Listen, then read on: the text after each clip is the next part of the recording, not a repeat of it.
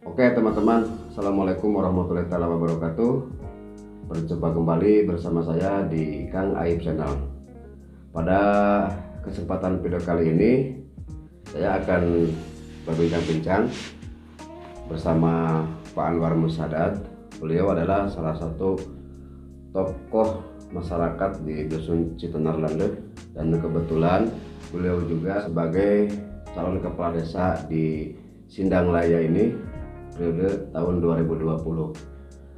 Dan sekarang saya akan ajak bincang-bincang terkait masalah penghijauan yang mana beliau ini sangat menjunjung tinggi ya, atau menggiatkan tentang penghijauan. Oke Pak, saya ini ada beberapa yang akan ditanyakan kepada Bapak ini terkait tentang penghijauan. Sudah berapa lama Bapak itu menggiatkan tentang penghijauan? Begini ya pemirsa, terima kasih, selamat berjumpa kembali bersama saya di Kang Aib Channel ya. Terima kasih juga sudah beberapa kali ketemu. Alhamdulillah hari ini kita bisa wawancara lagi ya. Mengenai pertanyaan yang tadi, begini Pak ya, saya menggalakkan penghijauan itu mulai bulan Maret 2011 ya. Mulai kita membuka lahan ya, di sekitar bulan April, antara April dan Mei itu kita mulai tanam. Jadi selama ini tetap berjalan, bahkan masyarakat kami 2019 kemarin baru menyelesaikan penanaman yang terakhir di Blok Pamalayan.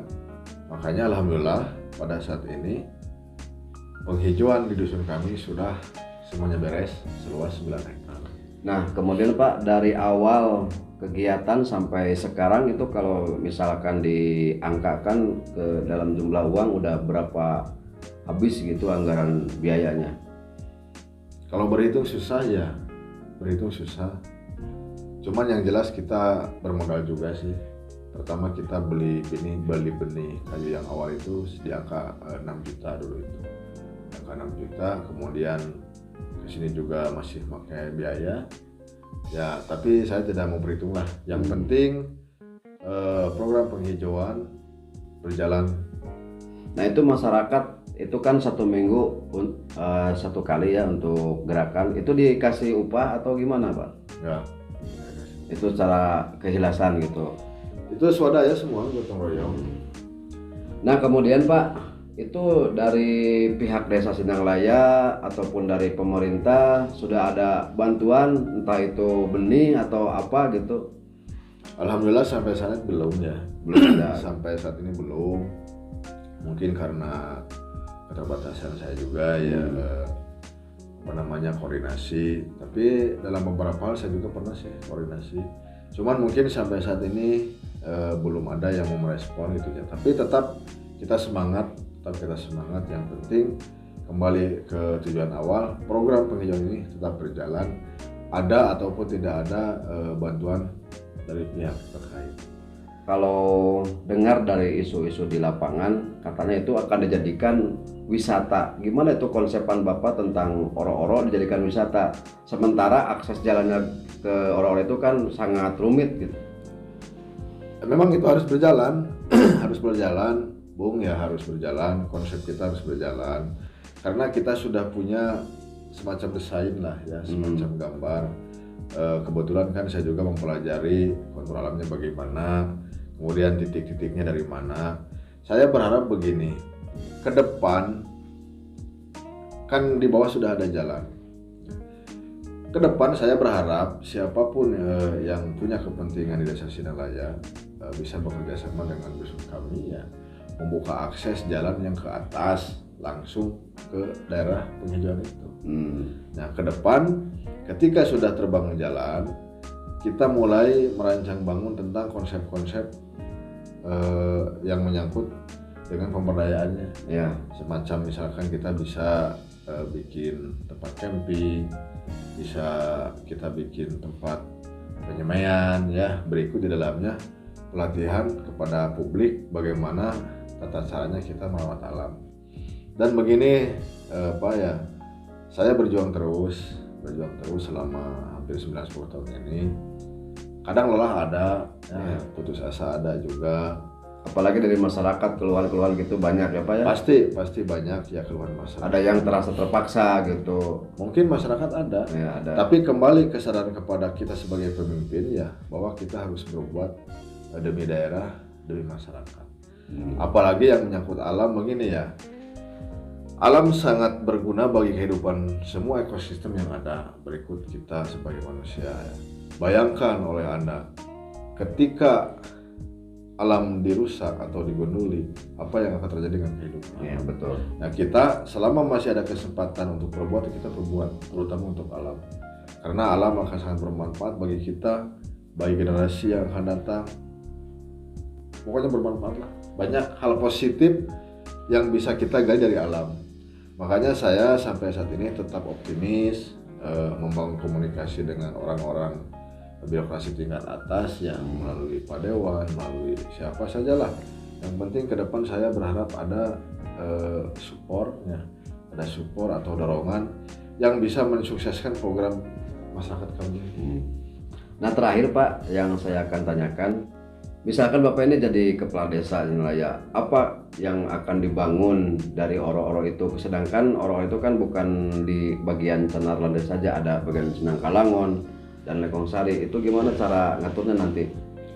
Kita dorong, apalagi begini ya Bung ya, ketika saya ada tadi jadi kepala desa, sekaligus saya punya kewenangan ya. Kita gunakan kewenangan kita demi kebaikan. Seluruh tanah desa yang ada di Sinanglaya kita dorong ke depan supaya bisa dihijaukan.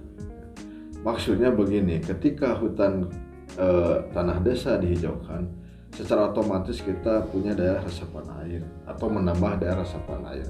Saya yakin 10-20 tahun kalau konsep ini berjalan, sumber mata air di daerah kita akan meningkat. Ya, tapi prosesnya lama juga Pak. Lama. Proses penghijauan ini saya tekankan di sini ya kepada publik juga. Tidak ada yang mudah. Tidak ada yang mudah. Kita tidak bisa instan lah.